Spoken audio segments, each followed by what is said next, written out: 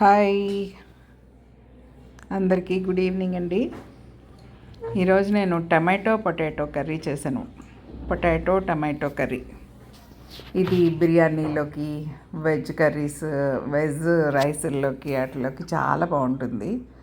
ఇప్పుడు పొటాటోస్ కొత్త దుంపలు వస్తున్నాయి కదండి, బంగాళదుంపలు కొత్తవి వస్తున్నాయి కదా.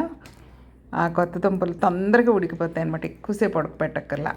పచ్చి దుంపలు చాలా బాగుంటాయి అవి తింటుంటే.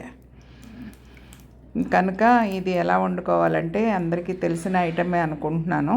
సేమ్ నేను ఎప్పుడు చెప్పేదే, కొత్తగా పెళ్ళైన పిల్లలు, కొత్తగా లైఫ్ స్టార్ట్ చేసిన వాళ్ళకి ఇవన్నీ చాలా బాగుంటాయి నా వంటలు. ఇందులో ఏంటంటే నూనె పెట్టుకుంటాము, కొంచెం మరాఠీ మొగ్గ, 2 లవంగాలు, చిన్న చెక్క ముక్క, చెక్క అంటే దాల్చిన చెక్క, ఇలాంటివన్నీ కూడా నూనె కాగిన తర్వాత ఆ నూనెలో వేస్తాం. కొంచెం ఇప్పుడు నేను చూపిస్తున్నాను కదా అట్లా అనమాట. అవి వేగిన తర్వాత పచ్చిమిరపకాయలు వేస్తాం. ఇలా మసాలాలు అలా నూనెలో వేయడం వల్ల మసాలాల్లో ఉండే ఫ్లేవర్ అంతా కూడా ఆయిల్లోకి వస్తుంది. ఆయిల్ వల్ల కూర అంతా కూడా ఆ టేస్ట్ సేమ్ టేస్ట్ వస్తుంది అనమాట, మనం ఏదైతే వేసామో అది. తర్వాత ఇలా పచ్చిమిరపకాయలు వేస్తాం.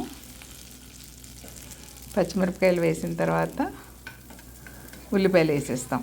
ఉల్లిపాయలు అట్లా కొద్దిగా వేగిన తర్వాత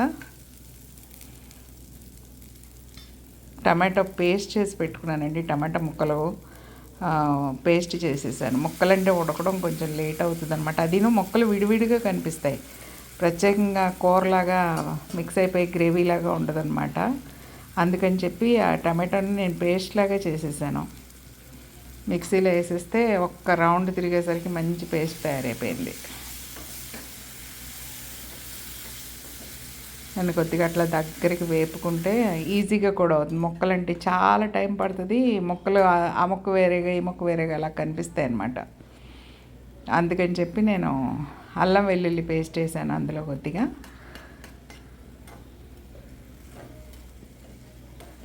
మనకి పండగల్లో నాన్ వెజ్ తినాం కదా, పండగల్లో శనివారాలు, సోమవారాలు ఇట్లాంటప్పుడు నాన్ వెజ్ తినాలని క్రేవింగ్స్ ఉంటే కనుక ఈ కర్రీ చేసుకుంటే చాలా బాగుంటుందండి. ఇది khichdi, veg rice, vegetable pongal, తర్వాత వెజిటబుల్ బిర్యానీ, ఫ్రైడ్ రైస్ అట్లాంటి వాటిలోకి నాన్ వెజ్తో సంబంధం లేకుండా ఇది నాన్ వెజ్ లాగే అనిపిస్తుంది. నాన్ వెజ్ కర్రీ లాగే చాలా టేస్ట్గా అనిపిస్తుంది అనమాట. ఈవేళ నేను కిచిడి చేశాను. కిచిడి బాస్మతి రైస్ తోటి కిచిడి చేశాను అనమాట. దాంట్లోకి ఇది కాంబినేషన్ లాగా చేశాను. అది కూడా వీడియో పెడుతున్నాను నేను. అది 2 మిక్సప్ అయిపోతాయని చెప్పి 2 విడివిడిగా పెడుతున్నాను వీడియోస్. అది కూడా చూసేయండి. రెండిటికి కాంబినేషన్ చాలా బాగుంటుందన్నమాట. అందుకని ఇది కర్రీ చేశాను నేను ఈవేళ. ఈ కొత్తగా వస్తున్న దుంపలు ఏరి తీసుకోండి, తొక్క ఊడిపోతున్నట్టుగా ఉంటాయి అన్నమాట. చాలా రుచిగా ఉంటాయి అండ్ ఈజీగా ఇలా స్పూన్ పెట్టి గీసేస్తే తొక్క ఊడొచ్చేస్తుంది, తొందరగా ఉడికిపోతాయి కూడా. ఇది కొంచెం పచ్చినీరు అంతా బయటకు వచ్చిన తర్వాత నీరు పోసాను కొద్దిగా. ఈ బంగాళదుంప ముక్కలు ఉడకాలి కదా మనకి, అందుకని చెప్పి నీళ్ళు పోసాను. నీటిలో ఉడుకుతుందన్నమాట. మళ్ళీ కాసేపు మూత పెట్టేద్దాం. సింపుల్ అండి ఈ కూర చాలా. కారం, ఉప్పు, యాక్చువల్లీ ఉప్పు ముందే వేసేయాలి, ఉప్పు మర్చిపోయాను అనమాట, అందుకని ఇప్పుడు వేస్తున్నాను. చాలా బాగుంటుందండి, ఒకసారి ట్రై చేయండి.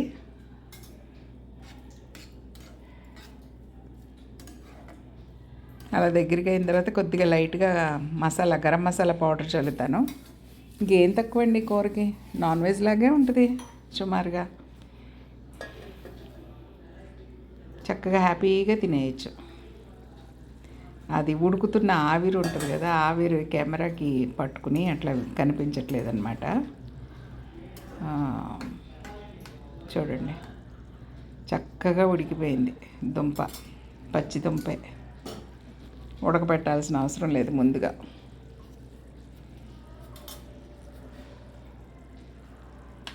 అదిగా చక్కగా ఉడికిపోయింది చూడండి. చాలా బాగుంటుందండి. వైట్ రైస్లో కూడా కలుపుకుంటే బాగుంటుంది, చపాతీల్లోకి బాగుంటుంది. చపాతీ, పరోటా, ఆలు పరోటా ఇలాంటి వాటిలన్నిటిలోకి కూడా చాలా బాగుంటుంది.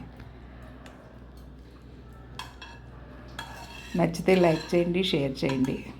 నా సబ్స్క్రైబర్స్ అందరికీ నేను ధన్యవాదాలు తెలియజేసుకుంటున్నాను.